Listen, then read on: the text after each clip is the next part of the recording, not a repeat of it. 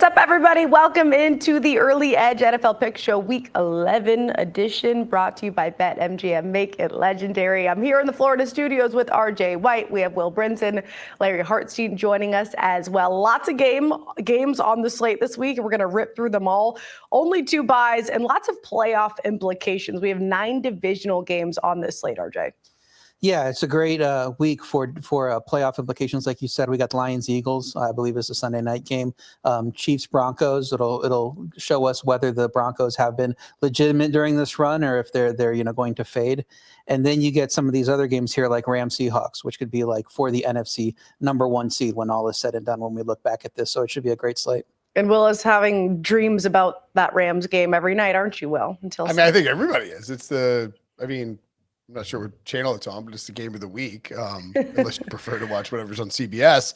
And I think it's a huge week, too, though. If you look around, you look at, like, for instance, Bengals and Steelers. The Ravens are coming on strong.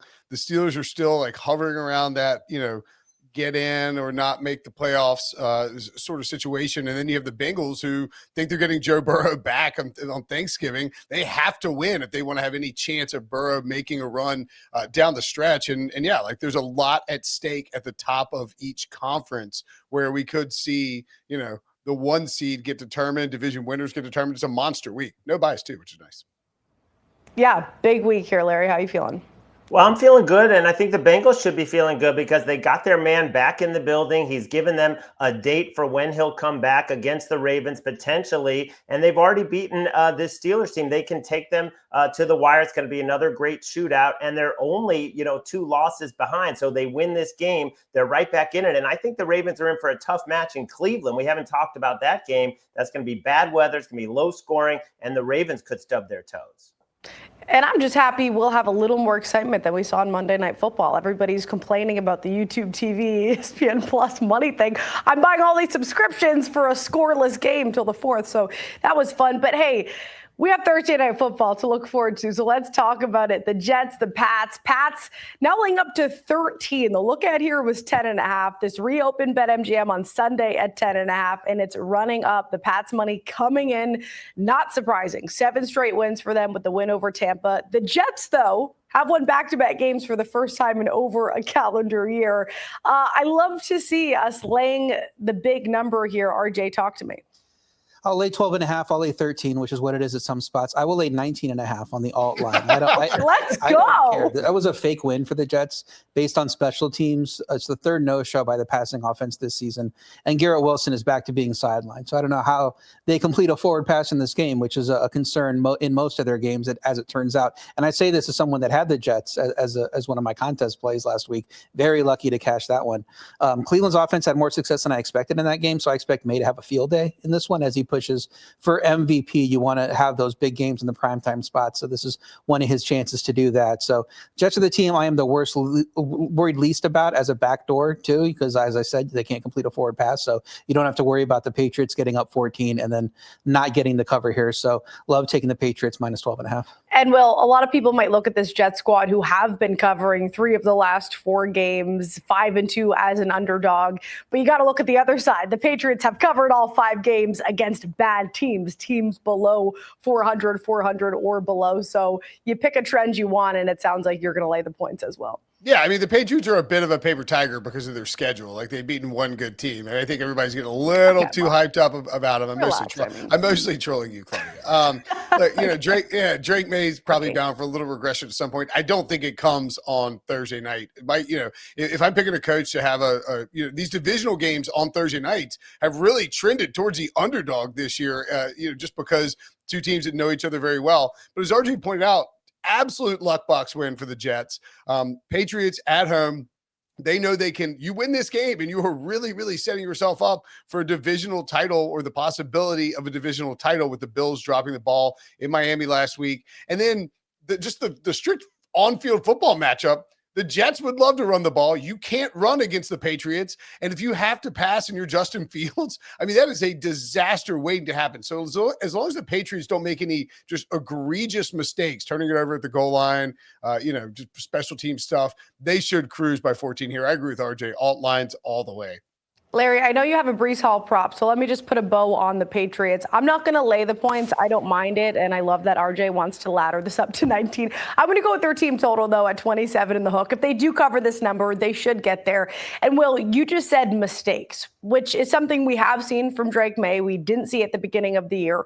But even with 3 picks, 3 fumbles, taking 13 sacks over the last 3 games, only putting up 3 second-half points, they're getting 2 or very close to this number. They've cashed in 3 of the last 4 games, 7 of 10 overall. And the Jets, yes, somehow won against the Browns, but really look at the numbers there. They had under 170 total yards of offense, 42 passing yards. They got dominated, which is key here, in time of possession. 23 fewer plays, almost half the first down. So I think Drake May and the Patriots are going to take advantage of that much more than Dylan Gabriel and that offense was. So I will take the Pats in a different way, go over their team total at 27.5. And Larry, you're looking at Breece Hall. Let's talk about somebody other than the Patriots. Yeah, and all of those yards came on a sideways pass to Breece Hall. It was a screen pass, and he did all the work. They struggle with the forward pass, but this is the best play that their offense has right now with no Garrett Wilson in a potentially, trailing game script. Over 15.5 receiving yards seems way too low for Breece Hall because, like Will talked about, you're not going to run the ball 20-plus times up the gut against this Patriots defense, giving up 3.5 yards per carry at home. So I love the angle of Breece Hall over receiving yards. And I also agree with all of you because Aaron Glenn, a rookie head coach, taking his team on a short week on the road, and he seems more concerned about how the injury information is getting leaked out than he does in preparing his team for this game. Yeah, and I would just say too, like if you like the Patriots at all, I put the Patriots in my bet it now column on Tuesday at 11.5. It's up to 12.5, and it's juice. It's probably getting to 13. If you want to lay less than 14 points and you're watching this on Wednesday or even it might be gone by Thursday morning. I think this closes 14 or more easily. And in case you were wondering what the divisional odds are, they're minus 250. So odds makers are definitely saying, yep, we believe in the Patriots now. And I certainly do too, but that's no surprise. Don't go anywhere. When we come back, we're running through the Sunday slate.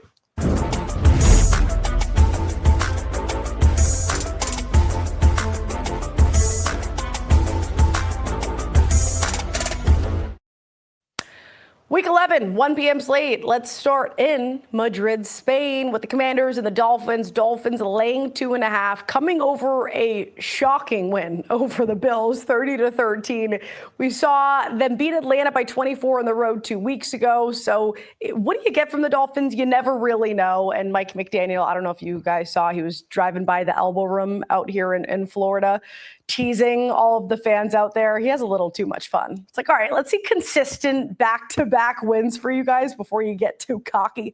Commanders 0-5 straight up, ATS in their last 5. 4 of those coming by more than 20 points. Of course, they're dealing with a ton of injuries. Dolphins only laying 2.5. We're seeing some resistance at that 3. Larry, how are you approaching this one?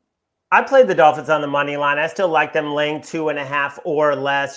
Dan Quinn has taken over play calling duties for that horrible defense, which has been the worst in football over the last month. And I know they've played some good opponents, but you just lost your cornerback, Trey Amos. You won't have Deron Payne because of the suspension. On top of all the other previous injuries, I think Devon Achane, who had 225 yards in that win over Buffalo, Jalen Waddle, these guys are still playing hard for Mike McDaniel. And I think this is finally the week they string together that second straight win. And Will, I'm seeing over with 5 Vs for you. Does that mean you really like this, or you just had a keyboard issue? No, it was just sort of like I was just kind of excited when I was typing. Oh, you my got picks. excited. We could go encima. That's I believe how you say over in Spanish, but we like the toss a tilde on there. I like the over in this spot. I think Washington's a little bit deflated. Just given everything that's happened in with Jaden Daniels and all that, the injuries, just getting bludgeoned by the Lions last week. And Miami, by the way, the elbow room, that's Pete Prisco's old haunt. So, if you want elbow room stories, so let's get Pete Prisco on here to talk about those for the 70s. Can't imagine what he has to say about that. I actually moved here. I've been here, 2 months? I haven't been yet, so maybe I don't recommend it. It's pretty gross. I've been down that way before. Anyway, no, I just think we see a lot of points. The Dolphins defense has been playing better. I don't think they'll be able to completely slow down the Commanders, and this just feels like a spot where but two kind of bad teams are able to put up plenty of points, especially with the Dolphins catching their stride and Washington having to play catch up. RJ, you been to the Elbow Room? I have not. I want to clarify a few things, though. Not quite the 1 p.m. slate, 9:30 a.m. because it is the Europe game. Yeah, that's fair. Thankfully, it's the last one, the last super long Sunday for us for the season. And second, Larry, they're not just playing good teams; they're playing great teams. Potentially the top three in the NFL the last 3 weeks: Kansas City, Seattle, Detroit. Finally, a reprieve for that Washington offense. I'd look their way if we were catching 3. I think they could be frisky in this game. I think the look ahead line was Washington favorites. This is a massive move based off of that Dolphins win. A little bit of a come down spot for them here in a game that doesn't really matter for them. Washington's defense has given up 400 plus yards in 4 straight, including 546 last week, though. 24 plus points in 8 of the last 9 games. So I do agree, too. It should have a good game here. I'm with Will. I like the over here. All right, you guys take the over. I'll lay the 2.5. I agree. If it was 3, this would be a different scenario, but the Commanders, you just can't do much without Terry McLaurin, no Jaden Daniels, Deron Payne now suspended. Already have 4 guys on that D-line who are banged up. Jonathan Jones in the secondary is hurt. So I don't have a ton of faith in this Dolphin squad. Like I said, they're not very consistent, but I will give them the slight advantage with the defensive injuries on the other side and on offense and take this small number at home. Well, I was going to say at home, but it's not at home, and it's at 9:30 in the morning. So get it straight, Claudia. Texans laying 7 at Titans. This one is at 1 p.m. Texans a big favorite here despite C.J. Stroud being in concussion protocol, but we saw Davis Mills lead this squad to 36 points in a win over the Jags, so maybe they'll be all right. And now they're facing a Titans squad who are winless at home, 1-8 on the season overall. They're just not looking too good. 7, though, feels like a lot, not knowing C.J. Stroud's status. Will, I'll come to you first. You're going to take the points, and if you can get the 7.5, that's where you're going. Yeah. I mean, I don't want the Titans anything less than 7. This is one of those plays where I almost put the vomit emoji next to it. You're holding your nose and you're taking the Titans. I don't think that this is a must win for Houston, really, if they want to have any chance at making the postseason. I think that they will come in and be pretty conservative here. I expect CJ Stroud to play. I think that's baked into the line. But if you look at this total, I mean, 39.5 is not a lot of points, guys. It could come down a little bit. I think, I believe RJ may be on the under. And like, if we get, a 31 point game here, all you're asking is for one of those like first half, touchdowns and maybe like a field goal or 2 from this terrible Titans team to cover that 7. So it's not a fun play, but lean Titans here. Larry, you're on the same page. Yeah, the line just doesn't make sense if it's not C.J. Stroud, because this is about what they were laying at home, and they did win that game 26-0. But if it is Davis Mills, this line is definitely inflated. And if it's C.J. Stroud coming back from a concussion, from a neck injury, don't expect him, like Will said, to be airing it out all over the place. They just want to get the win and get home. They have an elite defense, but maybe the Titans worked on some things over the bye. I think that's critical. I think Cam Ward needed a break. Mike McCoy needed to get a break and kind of look at the whole offense. So maybe the Titans are a little more competitive. I just couldn't lay this number on the road after a very fluky comeback win. Cam Ward hopefully took a lot of ice baths because I'm sure he needed it. RJ, what are you looking at here? Yeah, the Titans had 2 weeks to prepare, so if they're ever going to show something, this would be the week. This is different from that first meeting, though, in that the Texans have actually played pretty well coming in. You talked about them scoring 36 last week. I can't convince myself to back them, the Titans, though, against a great defense that shut them down in the first meeting. And I spent, in the Discord, the SportsLine Discord, come join us if you're not in there. I posted yesterday, my Tuesday affirmation is do not take the Titans while 7.5 is available. Do not take the Titans. You've taken the Titans too many times this year, and you're not going to fall for it again here. So staying away from the spread in this game. I'm going to play under 39.5. It's down to 38.5 in some spots. 39.5 is still available on the market, though. I don't think it matters too much, but potentially we could have one of those massive amount of field goal games, one safety, and mess us up with the 39 there. But I like the under in this one. All right, so you're expecting a lower score, lower variance, means 7 points is certainly the side to take. And with all of that said, I'm going to go Texans team total, because even if it is Davis Mills, they can get to 22.5 points. We just saw this. He's done it consistently in 4 of his last 6 starts. And if it's CJ Stroud, maybe he's not airing it out, but still that's going to be a threat for this offense. If the books have this much faith in the Texans to cover with this total that I do feel is a bit too high, facing a Titan squad, allowing almost 29 points a game, one of the worst defenses overall, getting one of the lowest pressure rates too. So whether it's Davis Mills or CJ Stroud, they're not going to be facing a ton of pressure. They should move the ball relatively easily. They should get to 23 points. So I'm going to stay away from wanting to vomit on the side, as Will would say. Stay away from the total, and I'll just go with the team total. Bears, Vikings. Vikings laying 3 here. Big playoff significance in the North for the Bears especially. They've won 4 of their last 5, still looking for the divisional win.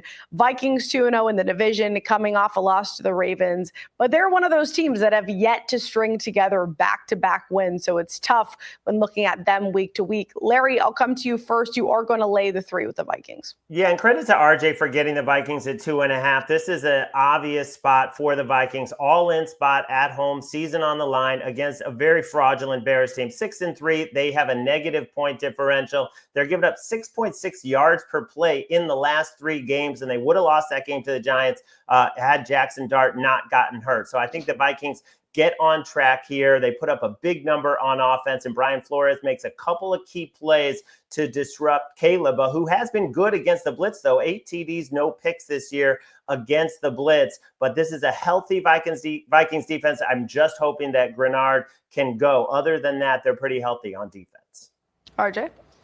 Yeah, Minnesota laid 1.5 in Chicago in week 1 and covered despite a Chicago pick 6. And J.J. McCarthy's play has improved since his return, right? He was really bad in three of those quarters, and they still managed to win that game. So I think they should probably be favored by more here. Chicago has been stacking wins in close games, mostly against bad teams. And I think Minnesota's defense does make life hard for Caleb Williams here. So got the 2.5. I still like it at 3. I'd probably play it up to 4 because I think Minnesota is the much better team here. Will, put a bow on it for us.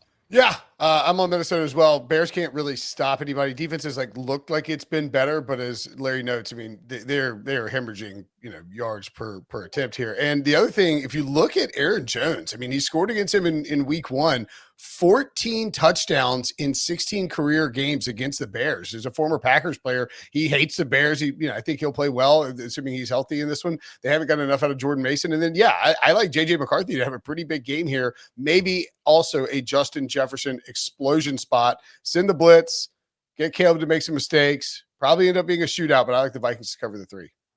Yeah, I waffled back and forth on this. I saw you were all in the Vikings when it was at 2.5. I wanted to tease the Bears.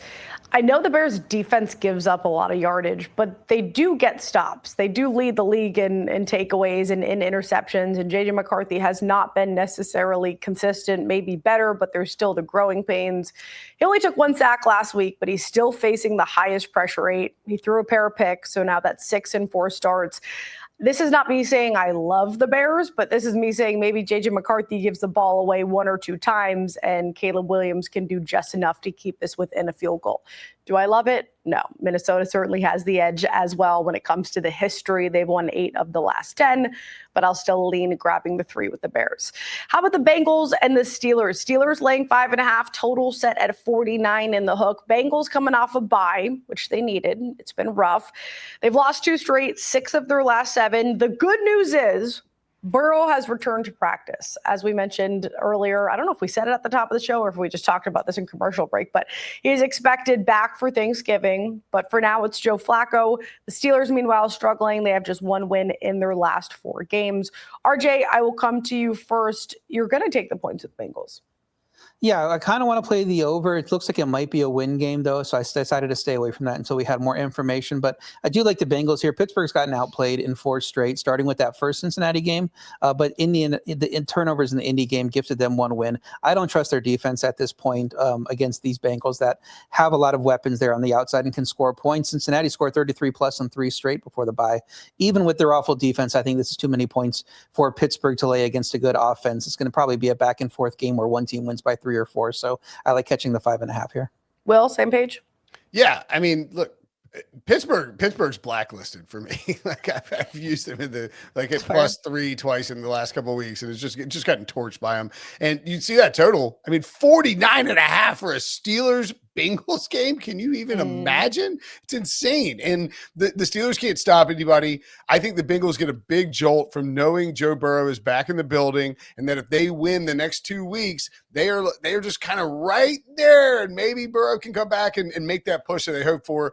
You really have to win this one. I think they absolutely stick around. In worst case, Joe Flacco could come through the back door for us and maybe lose by 3 late. Well, they did get to 64 a few weeks ago when they faced off. So I guess the total doesn't sound as crazy. Certainly weird, though, to see a Mike Tomlin team hanging a total like this. I'll come to you, Larry. It looks like you're looking at a prop. Yeah, one of the big goats of that loss on Sunday Night Football was Calvin Austin dropping a perfect throw that turns into an interception, and Aaron Rodgers cursing him out and saying he dropped it again, which is what the lip readers picked out. But he still got 7 targets, and this is a spot where he is going to bounce back. He didn't get to face the Bengals the first time. Trey Hendrickson is doubtful for this game. He runs 66% of his routes from the slot. The Bengals are horrific covering the middle of the field. So I think it's going to be a huge game for Aaron Rodgers to bounce back, but also Calvin Austin, because they really don't have a lot of guys. DK is not really separating much. They just don't have a lot of weapons.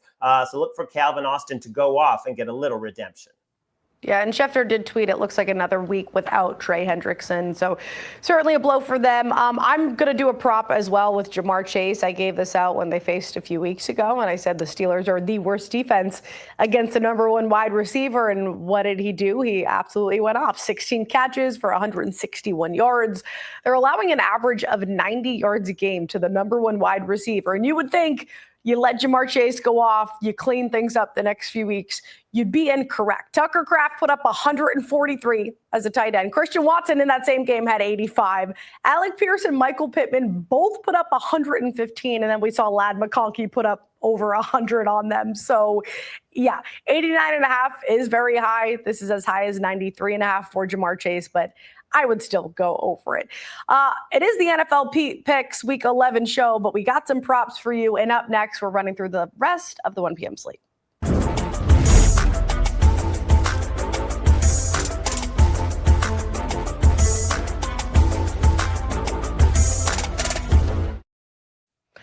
Panthers, Falcons laying 3.5, total at 42 in the hook. The look ahead on this total was 44.5, reopened at 42.5.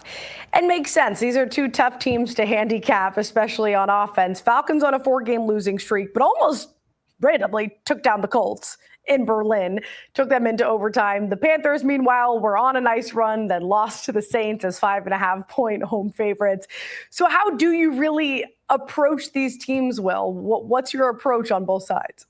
I mean, the Falcons are better at home, but they're also flying back from overseas and then having to host the Panthers on a short week. And we saw what Jonathan Taylor did to that Falcons defense. Rico Dowdle coming to the Georgia Dome. I think this is just too many points. Don't get me wrong. Like, the Panthers should have never been laying, and we talked about it with the Saints, should never been laying 5.5 points at home to anybody. Saints win outright. But then the market shift here is a little too much given the Falcons' travel situation, given how they looked against Indy in terms of stopping the run, or not stopping the run, as it were. So I think Carolina keeps this close enough to stay with it. It feels like a little bit more high-scoring game than maybe people expect, a game that ends with somebody kicking a field goal to win late. We've seen the Falcons and Panthers do that a lot in recent years later in the season. Well, I hope you're wrong on the total, because I am under. Larry, you're on the same page as well, though. Yeah, on the surface, it looks like a great revenge spot for the Falcons after that 30-0 embarrassment in Carolina, but playing an overtime game, coming back overseas, and I did not like what I saw from that defense in overtime. Basically, it looked like a little give up once the Colts were down there in field goal range, and Jonathan Taylor marches in without even being touched. I just think the Falcons offense, something is broken. When you're 3 of 29 on third down the last 3 games, the talent is there, but it's not really clicking other than Drake London. So I think it'll be a tight game. I'll take the points. RJ, you're going Oppo. Yeah, you mentioned the revenge game spot after that embarrassing Week 3 shutout. The defense, I think, is going to shine against this Carolina offense that has struggled for 4 weeks. There's a big difference between facing Daniel Jones and Jonathan Taylor. And I know Rico Dowdle has played well, not as well the last couple of weeks, but and especially Bryce Young on the road. That should be a good spot for this defense against what's been a beat-up offensive line. Atlanta's offense has been struggling, typically plays better at home, was on the road for 3 of the last 4 games. I'd make this line around 5, so I'm good with laying the 3.5. I think there's probably a little bit too much reaction to how poorly Atlanta played last week. And I think we kind of saw the true Carolina in that game last week. Okay, well, you said something that perked my ears up, and that was defense. I am going to go under on this game, 42 in the hook. For the Panthers, the Saints were able to hold Bryce Young in check. 124 yards, no touchdowns, and a pick. Now you got to face a Falcons front that's been very effective, a defense overall this season, getting among the highest pressure rates on opposing quarterbacks, top 10 in overall DVOA. And also the Panthers slowing this game down. They're the 4th slowest pace in neutral situations. You mentioned the Falcons. They can be good, but in terms of scoring points, they haven't scored more than 25 in 5 straight weeks and just once all season. I don't see where the points are going to come from. So I'm going to go under 42.5. How about the Bucs and the Bills? Both teams coming off losses as favorites. The Bucs lost to a very good Patriots team. The Bills should feel pretty bad about themselves. They lost 30-13, as we mentioned earlier, against Miami as 8-point favorites. I am staying far away from a side here, although I should trust the Bills. Why do I feel weird about it, Will? And I see you grabbing the points here. Yeah, I'm not sure why you would trust the Bills. Like, trust them Josh Allen? Trust them to stop anybody because they can't. That little brief period where the defense looked all right. Coming out of their bye, it looks like a mirage now. And I mean, if we get Bucky Irving back in this game, and he was seen at practice on Wednesday, which leads me to believe he might be able to go for this one finally. Chris Godwin not there Wednesday, so we'll see about him for this weekend. But like, if you get Bucky Irving back, I trust Baker Mayfield, who, by the way, had a little talked a little smack about Josh Allen. Said he had tiny hands. He's like 6'10", but he has tiny hands. And it'll be rainy and nasty. If you get those bad conditions, I think Bucky Irving, the addition of Bucky Irving, plus knowing Dalton Kincaid being out, that matters a lot for this Bills offense that has struggled without him. I like Tampa Bay to keep this a lot closer than 5.5, maybe even spring an upset. RJ? Yeah, in addition to Kincaid, I had another defensive lineman hurt. I don't know who's going to play defensive line for the Bills by the time this is all said and done, because they're like the 49ers with how many injuries they are sustaining. We've gotten good play from Maxwell Harstein and Cole Bishop in the secondary, so that is promising. But I don't know how they're going to slow down the Buccaneers with all these injuries. I can't lay this much against a solid team in the Buccaneers. Their offense was solid in a tough matchup with Luke Goedeke back at right tackle, and I can see them backdooring a cover against the speed-up Buffalo defense if we need it, if they're down 10 late. So I like Buccaneers plus 5.5. This line should probably be shorter, even though my ratings say the line should probably be 7. But I think if you read so much into these Bills injuries, I get it down closer to 3. Larry, I know you're on the other side. How confident, though, are you there? Not very. It's just a lean for me on the Bills coming home in a bounce back spot. Baker Mayfield is just not running anymore, and that was a big part of his success early in the season. The way he was scrambling for first downs, the way he was extending plays. He's gone 3 straight games without a scramble past the line of scrimmage, and maybe teams are spying him a little more. They only have to worry about Ibuka because you have no Godwin, you have no Mike Evans, and the other receivers really not up to WR2 level. So I like the Bills at home, but it's only a lean. Yeah, I don't want to take a side. I will put my money on James Cook, though, after seeing what Travion Henderson did against this defense last week. 147 yards, 2 touchdowns. And we don't really talk about James Cook, I feel like, but he's second behind only Jonathan Taylor in pretty much every stat that's important for running backs. Rush yards, EPA, yards per carry. He's second in explosive rate, yards after contact, success rate, you name it. So I will go over on his rush yards. You can find it at 80 in the hook. I believe that is the lowest. And then game scripts and scheme-wise, the Bills are running the ball at the second highest rate in the NFL, regardless of game script. So he should certainly have a high volume in that game. Packers laying 7 against the Giants. The Giants fired Brian Dable. Jackson Dart is in concussion protocol. So everybody thought we're going to see Russ Wilson, right? Wrong. Jameis Winston We're going to see him instead. We'll see how that goes. They're still, though, down their top receiver and their top running back. Perfect spot, you would think, for a Packers squad who's coming off back-to-back losses. You would think, Larry, do they get it done? I think they do get it done and they cover the number. This is a team that needs a strong offensive performance. There's a lot of criticism, rightfully so, being thrown at Matt LaFleur for the play call on fourth down, for Jordan Love missing some open guys. Why are you throwing to Bo Melton on fourth down? They're going to get it fixed because this is a much softer matchup against the Giants. I don't think there's a coach bump when Mike Kafka has been the guy calling plays. He's the guy who arguably cost them the game in Denver by throwing on third down and getting that ball picked in the fourth quarter. So I don't think you'll see a bump. And I think this Packers defense, with the pressure that they can get, are going to get, let's say, one for sure Jameis Winston turnover, but possibly three. Yeah, Jackson Dirk, by the way, took 77 hits and 7 starts. He was evaluated for concussion 4 times, so the pressure certainly is going to be there. RJ, you are looking at the Giants team total and you're fading it. Yeah, I did put this play in when I thought it'd be Russell Wilson. So I guess I am the sucker here for playing that on SportsLine before I thought that they could go to Jameis Winston in place of Jackson Dart. But the Giants were held to single digits in 2 of the 3 starts pre-Dart. And Green Bay's defense has played great over the last 2 weeks, including holding Philly to 10 points. Pretty good offense there. I typically look to play the interim coach in the first start. We talk about that interim coach bounce.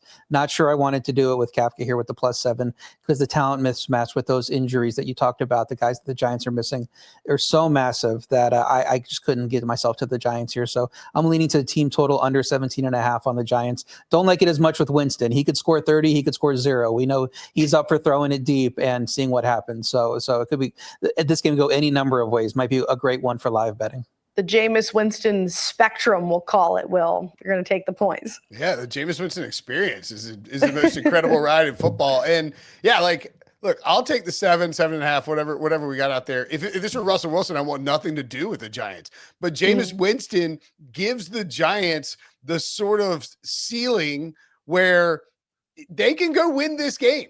Like, that's not out of the realm of possibility. James could come out slinging the ball, throwing lasers and darts all over the field, and they just go win the game. Like, that wouldn't surprise me at all. They could also lose 42-0. That wouldn't be shocking either. I think James will find the end zone at least once. I disagree with you guys on the Kafka bump, though, because this is a guy who, I mean, whatever the locker room thinks of him, he's coaching for this job next year. I mean, he was a finalist for multiple jobs in the last couple of years. And I really think that the Giants moved on from Brian Daboll, not only because they'd gone 2-8 the last 3 years and Jackson Dart had been evaluated for 4 concussions. I mean, those things matter for sure, but because they were also worried that if they didn't make they felt if they made the move now, they could see what Mike Kafka can do as a head coach in real time. And I think he knows that. I think he knows he's up for the job. And I think he's going to try and, obviously try and do the best he can. And you got Jameis Winston in your corner. Give me the 7. How dare you guys play down a narrative, says Will. I'm going to look to the under here. I just don't really trust the Packers to lay 7, to be quite honest. Possibly tease them if you want to do that. But they're 1-6 ATS in their last 7 games, and a lot of that has to do with their lack of consistency on offense. So I'll fade their offense, just 7 and 13 points in the last 2 games. And that 7 points, as we all know, came in the fourth quarter against the Eagles. And the 13 points came against a weak Panthers defense. So that doesn't make me feel great. And then the Giants, I think, regardless of the quarterback, just don't have enough weapons to get it done. And they're facing a Packers defense that has only allowed the Cowboys to score more than 25 points. So it's another under for me. How about the Chargers and the Jags? We got the Chargers laying 3, total set at 43 in the hook. The Chargers on a 3-game winning streak, 7-3 on the season. The Jags, meanwhile, the Jags experience. They blew a 20-3 lead in Houston in Week 10. They've now lost 3 of 4. That one win really just because the Raiders went for 2 in overtime. So it's not pretty for them. All you got to do is lay 3 with the Chargers. They are on the road. RJ, how do you approach this one? Yeah, I want to look at the Jaguars team total under 21.5. The Chargers defense has been elite over the last 3 games, giving up just 2 offensive touchdowns combined. Now you can talk about some of the competition they played. Tennessee was in that stretch. But, I'm not sure the Jacksonville offense is very good either. So I don't know that I'm giving them a bump up. We don't know about Brian Thomas's status. We know Hunter's not going to play in this game. 29 points against Houston, but 3.9 yards per play, had a punt return touchdown, had a 19-yard touchdown drive after a turnover to inflate their scoring. I don't think it was indicative of their offensive performance to give them credit for 29 points in that game. So I like going under 21.5 against what's been a very good defense in the Chargers. Okay, well, I will give out mine because I also have a team total. I'm going to go on the other side, though. Chargers over 22.5, which just feels too low because when this offense is clicking, they're really clicking. It's hard to stop them. Look at the last 3 weeks. They outscored the Vikings, the Titans, and the Steelers 89-40. They've cashed this team total in 5 straight games, and they should do that against a Jags defense that just let Davis Mills put up 36 on them. The Raiders, after trading away their top receiver, also put 29 on them. So yes, this Charger squad should put up 23 or more. All right, now we're going to go head to head. And who do I want to go first? Larry, let's hear why you're taking the points, and then Will's going to go oppo.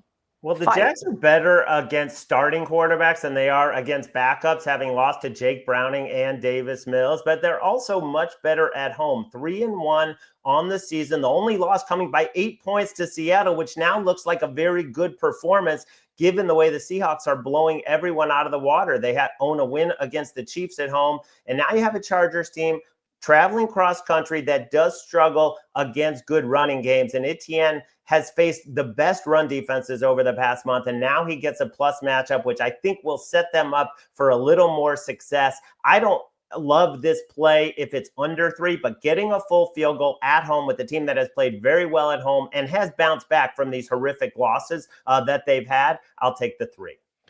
Yeah, I mean, the problem is these two teams are going in the opposite directions. I mean, the Jaguars their defense looked better early in the year, but it was entirely, as the graphic we had up there before, it was all turnover based. I mean, 14 turnovers in their first 5 games, just completely unsustainable. You lose the turnovers, you start coughing up points, you start losing games. As Claudia mentioned, they got shredded by the Raiders, they got shredded by Davis Mills and the Texans, and now you get a Chargers offense that knows, they know what their limitations are, but they also know what their strengths are. They have great coaching, great game planning. Obviously, we like to have less than 3 here, but I think the Chargers take care of business and kind of just snuff out the Jaguars, who are, dealing, like, they're not exactly rolling out a murderer's row here of receivers either. And an interesting note from Aaron Schatz. This is the most important game so far for playoff odds with a 71% combined leverage. So lots on the line there. All right, don't go anywhere. When we come back, we got the 4 p.m. slate.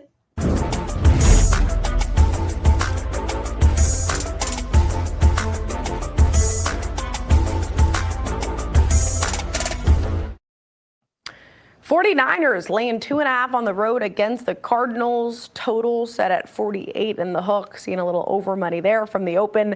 Marvin Harrison Jr. officially ruled out getting an appendectomy. We saw that this morning. Both squads coming off of ugly divisional losses. Brock Purdy, who hasn't played since week 4, could possibly go here, according to Kyle Shanahan. Mac Jones, though, 5-3 as a starter. So I don't think Niners fans have been too upset with what they've been dealing with there. I'm seeing lots of 49ers here. So RJ, I'll come to you first with the Cardinals. Yeah, I am worried about the Arizona defensive injuries as well. I just don't understand why a flailing San Francisco team is laying points on the road here. Arizona's offense done pretty well with Brissett at quarterback, 22-plus points in his 4 starts, despite a schedule that includes the Indianapolis, Green Bay, and Seattle, 3 of the better teams in the league. The loss of Harrison is tough, so this line is up to 3 in some spots. I would wait and see if it goes through the 3, gets to 3.5 with people backing San Francisco, because I would love the Cardinals getting 3.5 at home in this matchup. Jacoby Brissett, too, has actually played really clean, good football. 8 touchdowns to just 1 pick in 4 starts. He has taken 18 sacks, though. So I'm a little worried about the pressure. They have 0 running back depth. They have 4 guys questionable on defense in the secondary and up front. I just think the Niners to only lay 2.5 makes me feel better because they have the better roster, the healthier roster. the better coach, double the wins, and we're getting them under the key number. So that's why I'm going to lay the 2.5. It's certainly not one of my favorite on the board, but Will, I like to see that you agree with me. Yeah, I mean, I just think, if we get Brock Purdy back, I think this number goes above 3. Mac Jones has been great, shout out to Bowles High School, but he's still like a downgrade from Brock Purdy. I think they've been a lot better on offense since George Kittle got back. And this is like you talk about like big games for this week. The Seahawks and the Rams are squaring off, and the 49ers get to play the Cardinals. I mean, this is a spot where you can really increase your playoff leverage, really put yourself back in the division, maybe a little healthier. Defensively, they're a problem, but Arizona, just bracket Trey McBride with like 3 guys and force him to beat you with anyone else. Zay Jones done for the year. Marvin Harrison not playing in this game. And I think this line, if the injuries break the 49ers way and we see some of the Cardinals defensive guys out and Brock Purdy in, I think this line gets to like 3.5. Larry? I'm going over here, and I think you're going to get a better number than what you're seeing on the screen here because of Marvin Harrison being out. We know that Pearsall should be back. We know Brock Purdy has a chance to play. George Kittle basically came out and said it's all on the offense. He said they don't have Bosa, they don't have Warner, they don't have the first-round pick, Micah Williams. We have to put up a huge number, and I think the Cardinals with Jacoby Brissett can move the ball, get into the 20s like they do every single game, and push this one over. All right, now let's talk about the game that Will has been dying to talk about since the top of the show. Seahawks, Rams. Rams laying 3, total at 48 in the hook. Both teams at 7-2. A win here gives them the driver's seat to win the division, contention for the 1 seed. And everybody's leaning the Seahawks, except for Will, who has a whale play on the Rams. Yeah, 10-unit whale play, 42-0. In lifetime on 10-unit whale plays, and all 42 of them coincidentally are on the Rams. Wow. This I'm joking. This is nobody bet 10 units on anything. That's an insane thing to do. But I do love the Rams in this spot, and this number was 2.5. I mentioned it in the bet it now column to get that 2.5 while you can.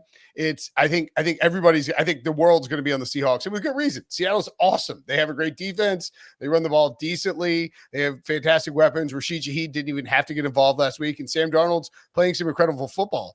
But I think you take all the things that the Seahawks do well, and outside of maybe the defense, the Rams do them better. And like everyone's still like surprised the Rams are good. This team won the Super Bowl with basically the same setup, minus Aaron Donald. They've revamped the defense, so it's an elite unit. They have Devontae Adams instead of Puka Nacua, and you still have Sean McVay and Matthew Stafford when they were one of the best teams in football. Like, I think it is entirely possible that, as I've been saying for a month on this show, the Rams are the best team in football. They're at home. They're laying just 3. The Rams win this game.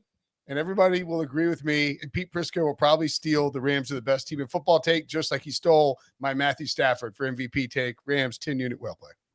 Well, yeah, that dude, 25 touchdowns, 2 interceptions. He's certainly playing at an MVP level. But so is the quarterback on the other side, which makes this hard for me to say either team could be laying 3. And that's sort of where my mind went first, Larry. Yeah, I would take 3 with the Rams if they were in Seattle getting 3. I think these teams are dead even. If you're getting me a full field goal with Devontae Adams, we'll see if he suits up for this game. He may be a little limited even if he goes, and you do expect Rashid Shaheed to have a bigger impact in his, second game with the team. So, Sam Darnold averaging 14 yards per attempt the last 2 games. They haven't even had to throw the ball at all in the second half. So I think it's going to be a tight game. The one thing you look at with these teams so far this season, the Rams have benefited from turnovers more. They've gotten more EPA off those turnovers. The Seahawks defense has been doing it, aside from that Saints game, basically just straight up stuffing you. So I like the Seahawks here getting 3.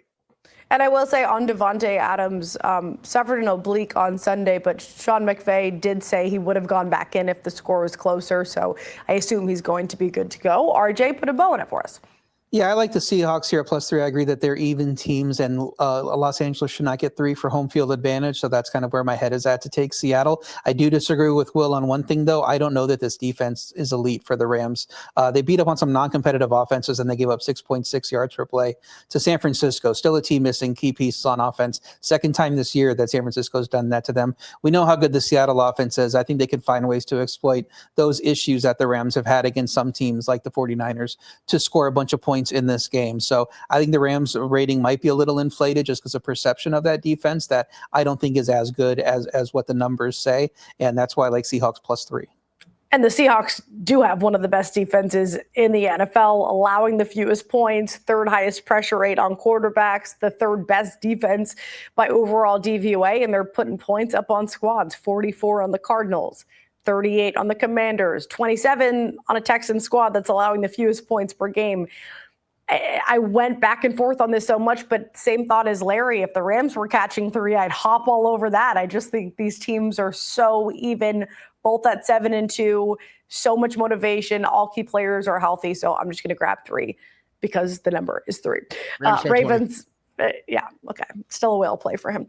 Ravens and Browns. Ravens laying 8 here. Total set at 40, down from 41 in the hook where it opened on Sunday. Ravens on a 3-game win streak with Lamar back under center. Browns not only just 2 wins on the season, but they are one of the least profitable teams covering.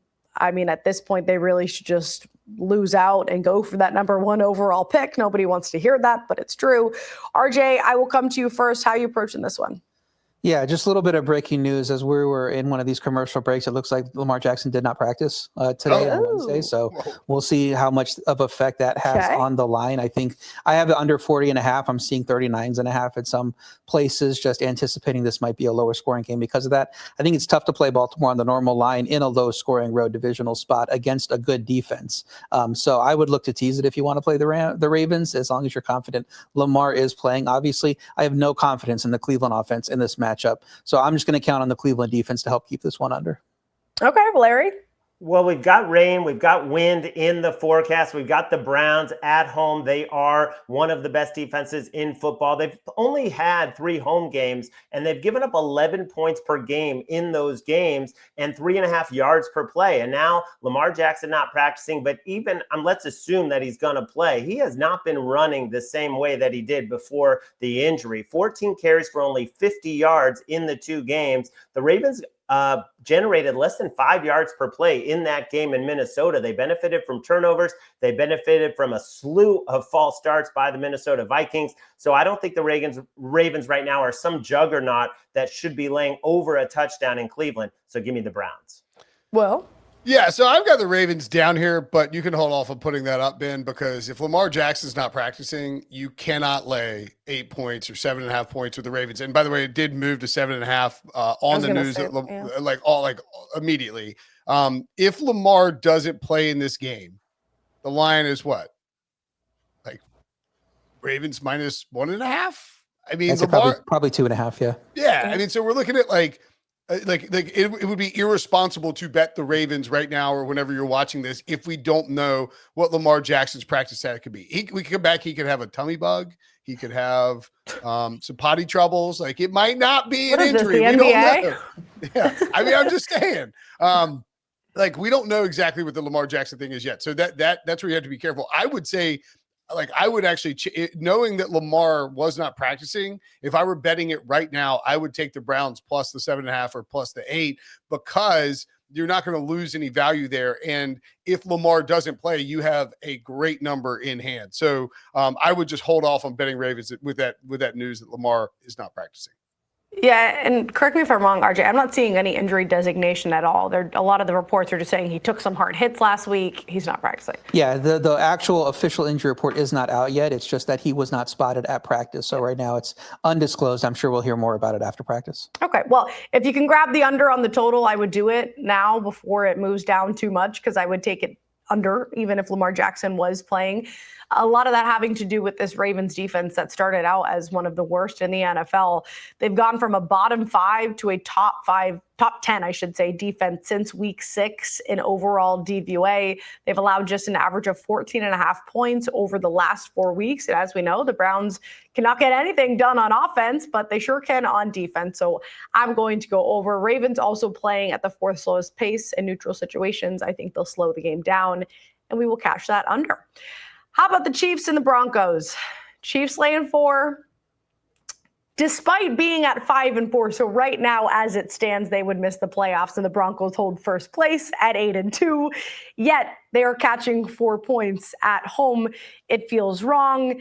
Then again, a lot of us are leaning for. So, Will, I'll come to you. You're the only one taking the points with the Broncos. Yeah, I mean, I think, this is kind of Denver's Super Bowl, right? You have a real chance to like grab a hold of the division for the first time in like 13 years. And am I worried that the Chiefs get up 17-6 and then just take the air out of the ball the entire second half and run away with this? Yeah, absolutely. Because I don't know that the Chiefs defense this isn't the Giants defense where Bo Nix can just go ham in the fourth quarter and pull off a miracle comeback. And Andy Reid is the king of the second half under when he has a lead. So like that worries me a little bit. But 4 is just a bit much at home for a Denver team that even without Patrick Surtain is a very good defense, can do enough offensively. And let's not forget, this is not some rookie green coach that's scheming, is game planning against Andy Reid. I mean, this is Sean Payton, who's gone head to head with him plenty. So if you're giving me 4 with the Broncos at home in what they know is a massive game on CBS, I mean, what are you doing, Seattle Rams, taking away from our incredible matchup here in the 4:00 slate? I'm sure that's the Nance Romo game. I'll take the Broncos with the 4. I was 100% on the same page with you. Broncos undefeated at home. Everything working well for them. The injury report is the only reason I am going to look at the Chiefs. Pat Surtain is still banged up. Alex Singleton's doubtful. And on offense, J.K. Dobbins is out, which makes life harder for Bo Nix, who already is going through some growing pains. And then historically, Mahomes has just crushed this squad. He's 13-1 in his career against Denver. Trends are not predictive, but also it's Patrick Mahomes. And overall this season, they're 5-2 ATS in their last 7 games. I never like laying a 4, but that's the way I'm going to go. RJ, make me feel better about it. Denver is the most unimpressive 8-2 team I think I've ever seen with how the offense is played. I mean, the way you play defense, if you're Steve Spagnuolo, is you put 2 guys in the flat on the left side, 2 guys in the flat on the right side, and then you have defeated anything that Bo Nix can do because he can't throw more than 2 yards down the field for some reason. Outside of that Dallas game in the fourth quarter against the beat-up Giants defense, they have been terrible in the last 5 weeks. Chiefs should be in peak form off of their bye. I know Will loves to chant Andy Reid off the bye. I'm sure we're going to hear some of that here in a minute. And looking to make a statement after a Buffalo loss. I would look to play alternate spreads here. I talked about the New England alternate spread. I did put in a parlay, New England minus 19.5, Chiefs minus 9.5 to get it up around plus 800 because I think both of these games could be a lot bigger blowouts than we expect. Okay. Any comeback there, Will, or can we go to Larry? No, I mean, I took the Broncos. I mean, like an idiot. I can't say Andy Reid off the bye when I took the Broncos. Yeah, Andy Reid off the bye. I mean, that is a thing. Larry? Well, if it's a Super Bowl for any team, it's for the Chiefs, who are 5-4, desperate on the bye, coming off a loss to the Bills. And to talk about how bad Bo Nix has been, Adam Chernoff, one of the best NFL minds out there, pointed out that Bo Nix has left nearly 800 yards on the field with inaccurate throws. So it has just been a disaster. I think the Chiefs will look focused. They'll look buttoned up. This is a Broncos team that should have lost to the Raiders probably, if not for the Raiders botching everything on special teams. No way they should be 8-2, and they'll fall to 8-3. And certainly a game that I would be live betting because I can see the Broncos coming out scoring first. That number comes down. I feel a little bit better about betting the Chiefs. When we come back, Sunday night and Monday Night Football.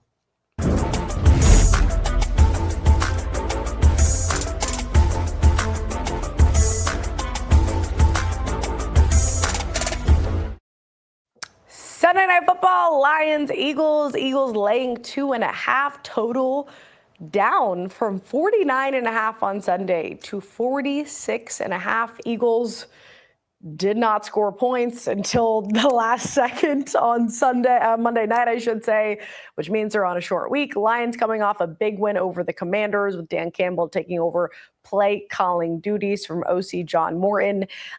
Let's come to you first, RJ. It's a lean for you with the 2.5.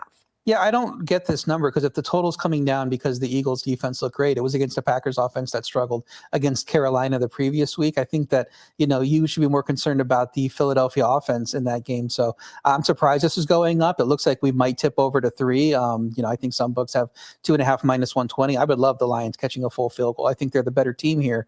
And Philly's offense coming off that poor game. This could be just as difficult a matchup for them with this Detroit defense that has the horses there to have a good game game against an offense that is struggling. And the Detroit offense got a boost from Dan Campbell calling plays last week. They can get to 24 as usual, even against a Philly defense that's playing well. And that might be enough for a win against this Eagles offense that I don't have a ton of faith in this matchup. Will, you're in agreement? Yeah, the Lions can't be favored here, I guess, because it's in Philadelphia and Philadelphia's 7-2. Like, that's just not going to happen. But the Lions are just a better football team, and this game means as much to each team in terms of the seeding and in terms of more for the Lions in the division race, of course. But this is a huge matchup that might end up tilting who has home field advantage in the NFC for the playoffs. So I think Dan Campbell's squad will be up for it, and the limitations that the Eagles have had on offense, just scares me. We saw it for 2 weeks before the bye, and they come out and look like they did against the Packers. I know it's a good defense, but so are the Lions. I think Lions went outright here. I'd like the Lions on the money line and get the 2.5. All right, Larry, not expecting a lot of points here.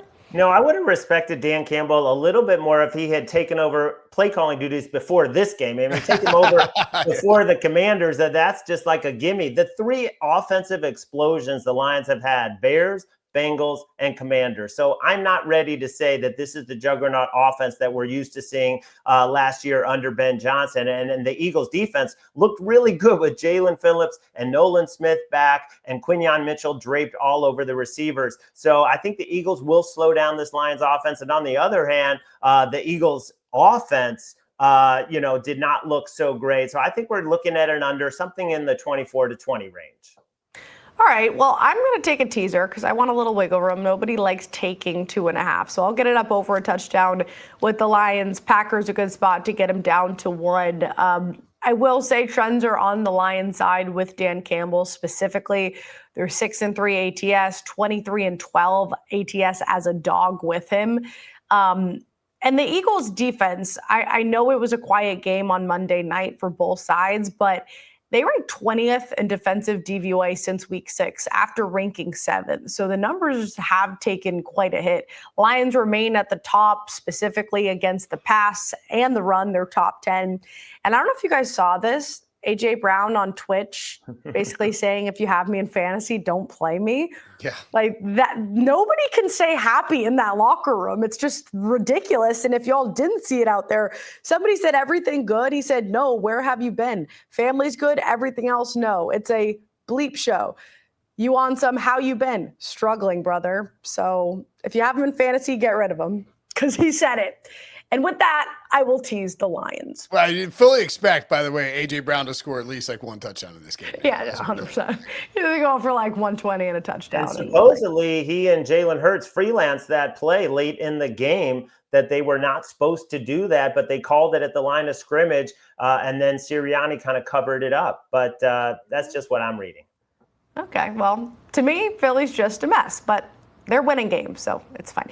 Cowboys, Raiders, Cowboys laying 3, coming in off a bye, got a much-needed boost on defense at the trade deadline, brought in Pro Bowl defensive tackle Quinnen Williams from the Jets and linebacker Logan Wilson from Cincinnati. Let's come to you first, Will. You're going with the Raiders. You're taking the 3. Yeah, and if I'm getting 3.5, even better. This is we're talking Monday Night Football in Las Vegas, so it's like I guess it's like a 6:15 kick for the Cowboys. Maybe Dallas will go out and have a little. Maybe the Dallas folks will go out and have a little fun on Saturday in Las Vegas. Maybe not. Maybe they won't hit the Wizard of Oz at the Sphere. Maybe they'll do something wholesome like that. Who knows? But I do think against this Dallas defense that you could see plenty of Raiders, whether it's Ashton Genty or Brock Bowers specifically, end up having big games. And I think the Cowboys have allowed enough bad quarterbacks to perform well against them that Geno Smith could have a good game here. Should be a shootout back and forth. I don't know that the Raiders are going to slow down the Cowboys a ton. The total is above 50, right?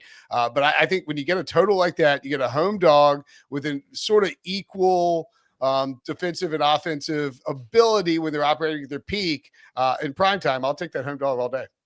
All right, and I know both you guys are on the Raiders as well. Shefty did just tweet that it's Davis Mills. CJ Stroud is not practicing today, so not expected to play with that concussion. Like I said, you're both grabbing the points as well. So RJ, talk to me about the Raiders.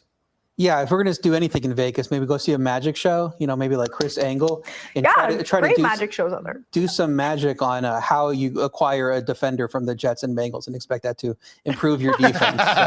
So, if you can explain that to me, how they're going to make a difference in this game, I would love to hear it. That Vegas offense is terrible and Dallas offense is great and coming off bye. So I get why people want to take Dallas and move this up to 3.5. And it is 3.5 everywhere, it looks like at this point. But I would fade Dallas laying 3.5 on the road against anyone but a disaster team like the Jets, like maybe the Titans. That Vegas defense has been competitive over the last 4 games, aside from that drubbing that the Chiefs gave them.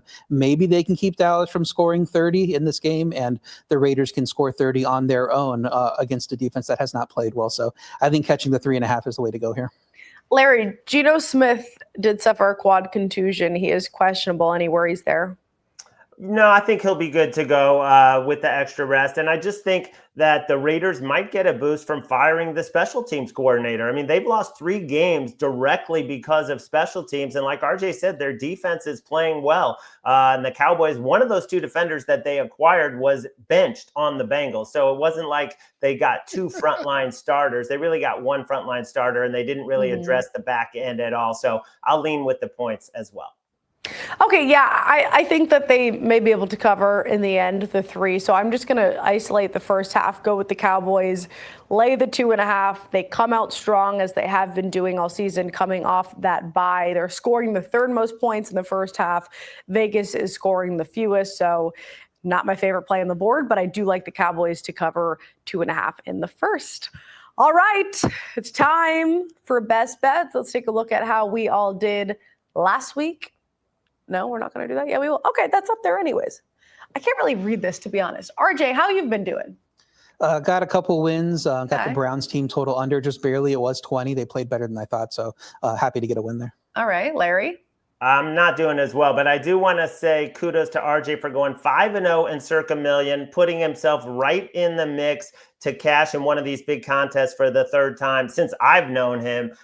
So I hope RJ keeps it up, and obviously I need to turn it around. What are you ranked now, RJ? I believe it's 250, tied for 250. I'm up 2 points out of the money right now. Yeah. All right. Congratulations. That's exciting. Well, that means I'm like 2 points back of RJ, so I got to step it up this week. Speaking of stepping it up, the Giants, terrible pick. I love the Saints. I'm not sure why I didn't take the Saints in that spot instead. So I really should be 5-5 and maybe even 6-4 if the Rams don't lose that game to the Eagles. Nevertheless, we'll soldier on. Yeah, 0 sweat for me on the Pats, and then Colts pulled through, but it was ugly. And your girl 7-3, hoping for another dub this week. I am going to go with the Chargers team total over 22.5. That is my best bet. Like I said, when this offense is clicking, it's very hard to stop them. I don't have any trust in this Jags defense. It just let Davis Mills go off on them. The Raiders go off on them. So I'm going to stay away from the spread, but I will take the total 23 or more for the LA Chargers. RJ, let's come to you. What's your best bet this week? I got the Patriots minus 12.5, minus 13, minus 19.5, minus a million if you want to make it better. I don't know that the Jets are going to score many points in this game, and the Patriots could probably do whatever they want. These guys have been on shows with me for years. They know that I do not like laying a lot of points. I'm typically looking for reasons to back underdogs. And so if I like a favorite that's laying this many points, I must really hate the underdog here. And that is the case. So give me Patriots minus 12.5. Or you could just call it Drake May fever. One of the 2. Larry, what do you like this week? As we sit here recording on a Wednesday, I am still seeing the Browns plus 8.5, minus 120 on a major book. Even with the hazy news about Lamar fully expected to play, we can scratch this pick if for some reason he doesn't suit up. But I just think this is a defensive game. This is a weather game, and this is the Browns defense at home, just keeping it close. Well, I mean, Larry, if you're willing to roll it with Lamar, and you put the pick in on a Wednesday, you get that best bet if Lamar doesn't play. I can't give out a 10-unit whale play and not make it my best bet, right? I mean, look, this is the best team in football. They have the MVP in Matthew Stafford, at least right now. He is going to play lights out against a great Seattle defense, expose Seattle for the frauds they are, and the Rams crown themselves number 1 in everybody's power rankings after this week, after they win by 10. Of course they do. RJ, any week 12 look ahead? You can look at the Cardinals -1.5 against the Jaguars if you agree with me that they're going to upset San Francisco or at least keep that game competitive, because I expect the Jaguars to struggle with the Chargers defense. So I think the line's going to reopen higher than this and may quickly get to 3. So I think the Cardinals -1.5 at home against the Jaguars, probably the way to go. All right, sweet. Don't forget to sign up for SportsLine. If you guys haven't already, you can get all of these picks. We get these picks in, most of us do. At least we try to. We get the write-ups in online so you can get ahead of the number. You want to lock those in as soon as possible. And you can use promo code WINNERS for 60% off. For Will, for Larry, for RJ, I'm Claudia, the rest of the crew. Thank you guys for hanging out with us. Enjoy week 11. We'll see you next time.